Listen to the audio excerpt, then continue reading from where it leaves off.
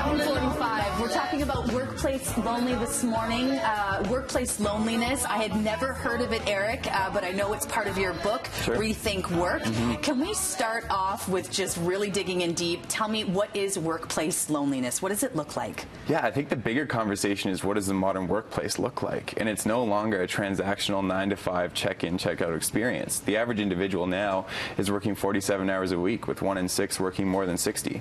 I mean, if we look at the freelance economy, 36% of people are working freelance right now. By 2020, that number will be up to 43. In 2027, the number hits 50. So when we're working so much, so long, very often in isolated situations, loneliness becomes very real, whether we like to talk about it or not.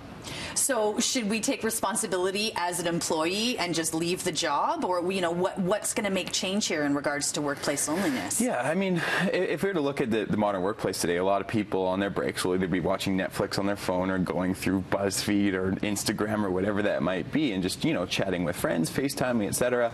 And very often people are checking out before they're checking in. And when we look at a study that Adobe did back a couple years ago, 8 out of 10 people, 80%, thought that creativity was necessary in the workplace, while only 24% of people thought that their creative potential was being utilized. And so one of my favorite quotes is, while small minds talk people, average minds talk events, and great minds talk ideas, very rarely do we have an opportunity to discuss those ideas, solve problems, and come together to create a positive solution for the whole work environment. How about someone, let's say a BT viewer watching right now, and they're trying to figure out, okay, they've never heard of workplace loneliness. Sure. How can you tell the difference between workplace loneliness and I just don't like my job?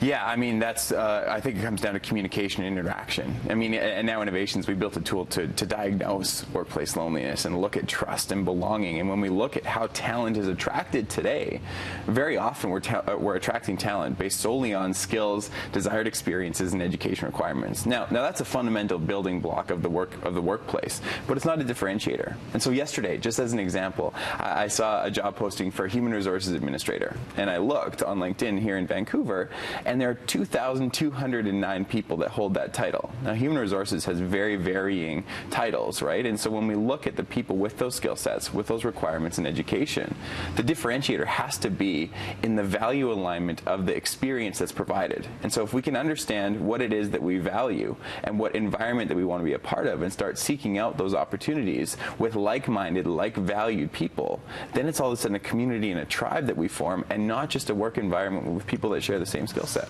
Oh, I love that idea of a workplace being like a tribe. I do feel like that actually here at Breakfast Television. Right. We are a team of people, a family of people Sure. that come together to make a great product, a great show. But it does remind me that it can start with the bosses creating Sure. an environment. So Sure. if there are any employers, bosses, managers watching right now, what would you tell them to do today to help facilitate a less lonely environment in the workplace? I mean, allow people to come together. The fact is, we're on our cell phones 3.5 hours a day.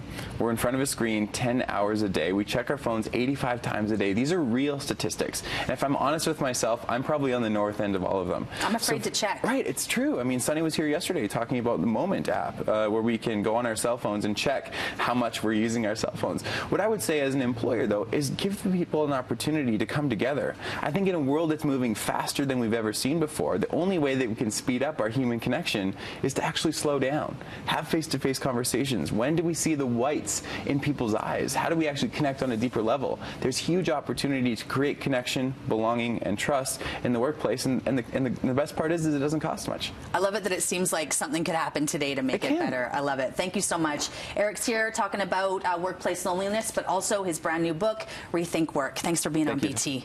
We've got more Breakfast Television coming up after this.